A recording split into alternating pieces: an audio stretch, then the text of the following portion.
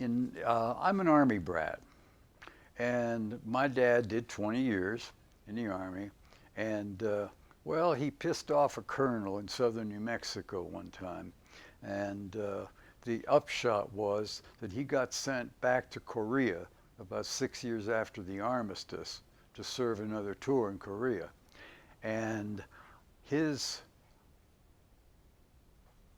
God, sorry, I'm sorry, I fucked it up. Tell me, take two or something. I'm an Army brat, and I grew up. We moved several different places, courtesy of the U.S. Army. Um, and one of the places we ended up in was South Korea. And the reason for this is that my dad pissed off a bird colonel at White Sands. He was a warrant officer, and the best way they could punish him, because he had an excellent record in his job, was to send him back to Korea for a second tour about 6 years after the armistice of 1953.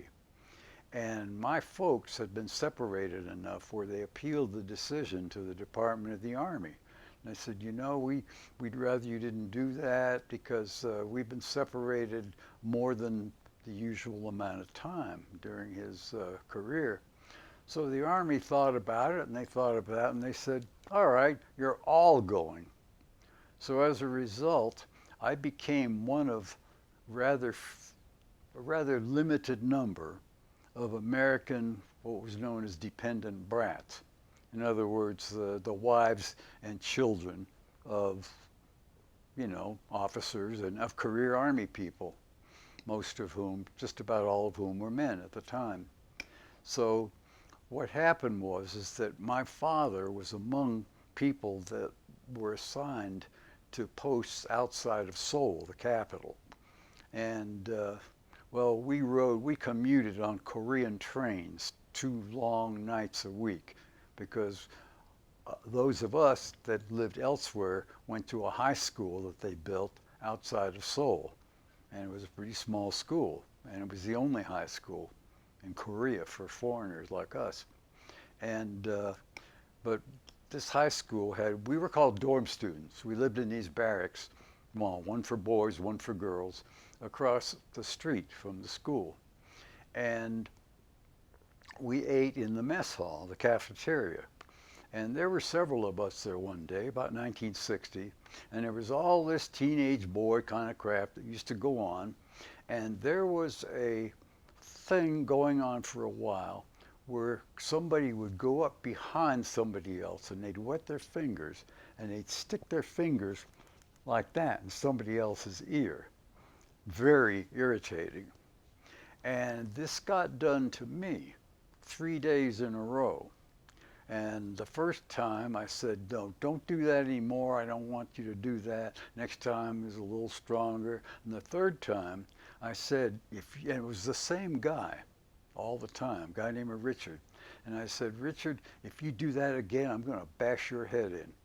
And we had these trays that we ate off of that were, I think they were real heavy aluminum. I never put a magnet on one to find out if they were aluminum or steel. But we were eating, and the fourth day in this whole thing, I got that thing done to my ear, like that. And I lost it.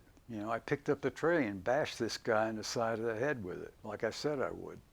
And there was a big hoorah and stuff like that. And the problem is I got the wrong guy. Because the same guy did that to me 3 days running. And the fourth time, it was another guy who was harmlessly enough thought it was funny. But he did that, and I bashed the guy that had done it 3 times already. And it turns out I was wrong. And so I picked up the tray for the other guy who really did it. And the fact is, I was so mortified, I did not have enough violence left in me to get the guy that actually did it that time. He was terrified, he was cringing, and I went like this with the tray, and then I just put it down, and I just couldn't do any more of that kind of stuff. again. But we were all teenage boys, and we finally got it patched up, and after a while we were all friends again, and this one guy had a really ugly looking face on one side for about a week, but at least I made the point that there was only so much of anything I would take, and these were basically decent enough people to know when, as Olive Oyl used to say to Popeye, too much was enough.